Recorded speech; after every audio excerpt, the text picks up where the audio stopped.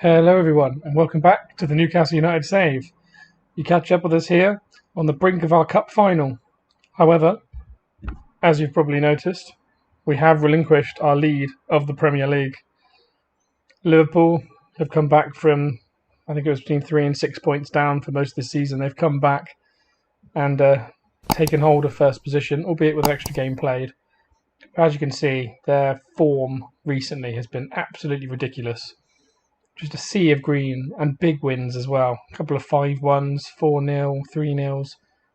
Really big results in there that have just taken them up above the league. Ever since they lost to us, they've just been in stupid form in the league. Hopefully, after this cup final, we can play a few more Premier League games and regain the lead. With Man City on 54 points, it looks like they're out of the running. So it's between us and Liverpool. Since you last caught up with us, we have played a couple of matches. If I show you here. So I think you last saw us, I think it was this Leicester game, was the last episode, where we won 2-1. Since then we've played Brighton, Burnley and Everton, with the Brighton game being an FA Cup 4th round match. We won this one 3-0 pretty comfortably. As you can see, XG was massively in our favour, and they didn't really have a chance all game, to be honest. I'm not going to show you through that as it's only an FA Cup game rather than Premier League. Against Burnley, we ran out 4-0 winners away from home. Once again, comfortable result. 0.19 XG from them, compared to a surprisingly low 1.58 from us, which is surprisingly low considering we did score 4 goals. And one of those chances was a penalty as well, which will have accounted for over half of that XG. And then the last game was Everton, who we played away, and we won 2-0. Normally I'd show all the replays of the goals, but as we've got the cup final coming up, I think I'd rather focus on that for now and not make this video too long. So yeah, as I said, now we have the Carabao Cup Final. We are playing Brentford, a team we beat earlier on in the season. Strong team, they're doing well in the league, but I think we should have enough to overpower them. As you can see here, they've dropped to 9th. They were sitting around the top 4 for quite a while, but they've slipped back to the norms a little bit. So we're playing the usual team. Not any major injuries to think about, so we can just play the usual side.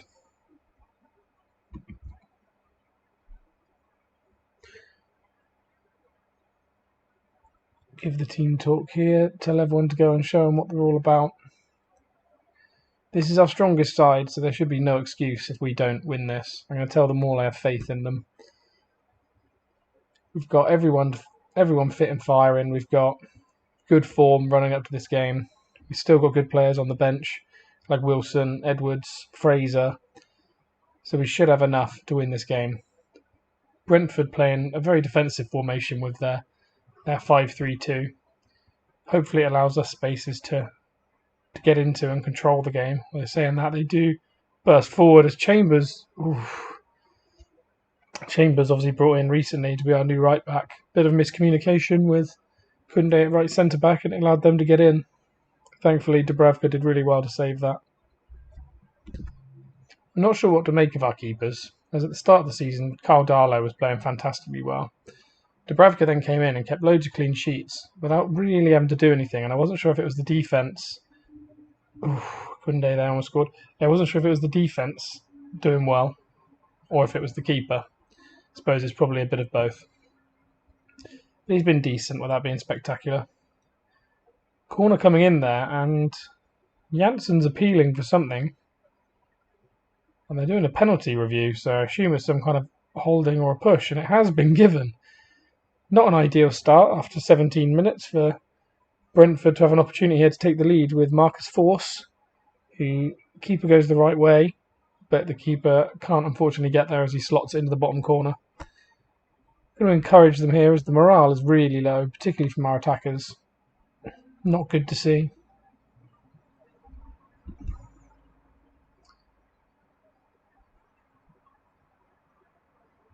Time ticking on here and not a huge amount happening. We don't look particularly threatening. Their 5-3-2, obviously designed to stifle us, and it seems to be doing pretty well. I imagine there's not a huge amount of space on the wings between the wide centre-backs and the wing-backs for our most threatening players to get into. And they can hold the ball nice and cleanly at the back. A lot of space here for their central midfield, but luckily we cut out the pass. Long ball over the top, and Gabby is in on this. Can he finish?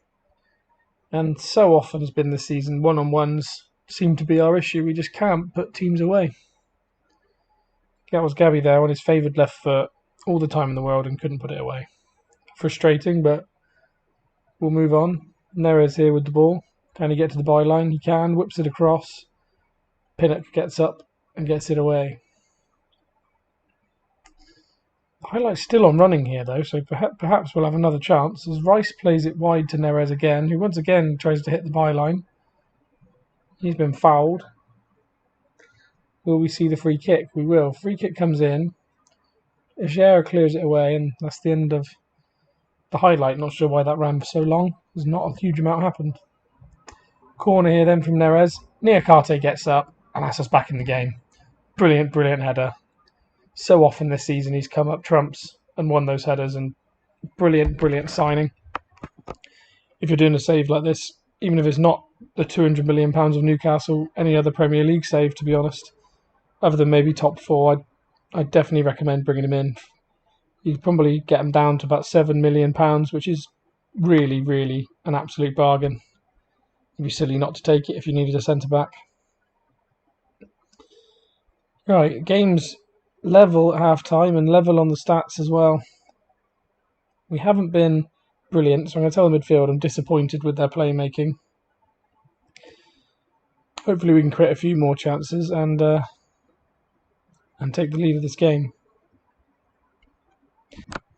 Another highlight here then as the ball goes out for a Brentford corner. Of course, this is where they won their penalties from a corner. Canos whips the ball in. Won by Pinnock, and from my angle it looked like that went into the top corner. Luckily it looks like it went just over the bar. Look how high we're pressing here, which is good to see because we want to win the ball high up the pitch and we want to try and be the dominant team in this game. However, there is obviously, we're leaving spaces in behind.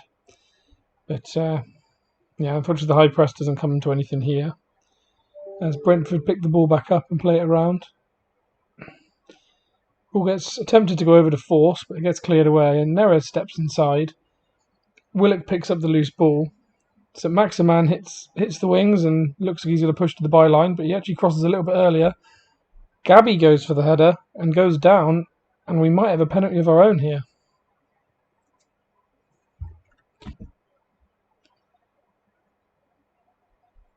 And we do, penalty of our own. Can be mildly confident here, I think, seeing as Gabby has 20 penalty taking.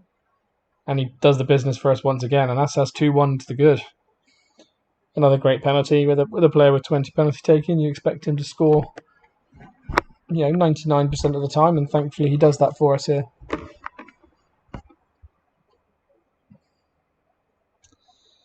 "60 minutes in then, and they haven't really had a huge amount of chances other than the penalty. We haven't had a huge amount either, saying that, other than set pieces and the penalty. Speaking of set pieces, Olmo here with the free kick at the edge of the box. He looks to bend it over, and the curl just sends it whistling wide. But another opportunity goes a-begging. We'll look to make a few changes here, I think, once this highlight's done. Koundé stepping out from the back really well. Finds Gabby, who switches it across to Neres on the left-hand side, sorry.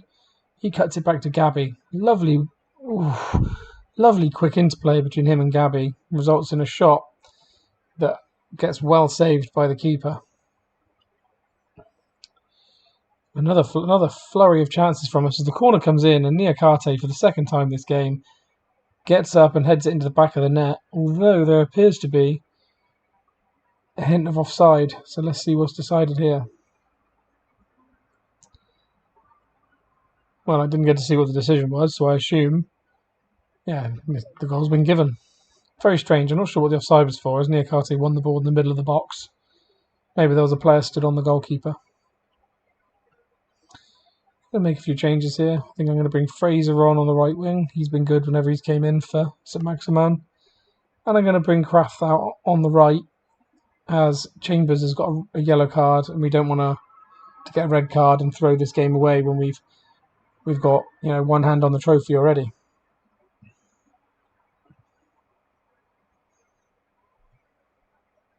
"80 minutes in then here, and Brentford look like they have a highlight. Playing the ball around well with Janssen at the back. He hits a long ball out, which there's no one really coming onto, so Niakate picks it up. And now he looks to step out himself to try and play a good pass. Steps out as far as Willock, who plays a quick first-time ball to... Oh, lovely play. Lovely bit of 1-2. Ball finds its way to Fraser, and it finds its way to Olmo, in the 6-yard box. And he can't put it away. It's the second one of those that's been blocked this game. We've really come out the second half and absolutely dominated the game. If you look at the XG and the shots, we've been the dominant force in the second half. Much, much better from the lads. The team talk seems to have done the business. Set piece here then. Ball gets whipped out and Force picks the ball up. Manages to whip a cross in, but... so the cross is headed out. Ball finds its way back to Visser at the edge of the box, and he rockets a shot into the bottom corner. And with barely 30 seconds left to play, Brentford find themselves back in it, but Visser here given so much space, but still the one touch and then the shot.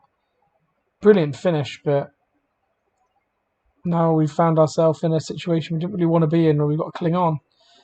But cling on we do, and that's our first piece of silverware. Get in. I'm going to watch this in full and just leave you guys to soak up the trophy celebration.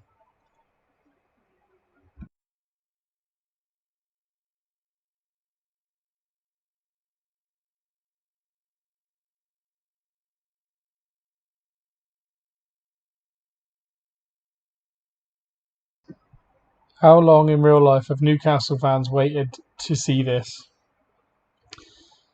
As I said before, they quite often get annoyed at their team in real life for not engaging in the cups fully. So I thought we'd try and win one, and we've won it at the first time of asking. No complaints from me, and what a brilliant, brilliant game.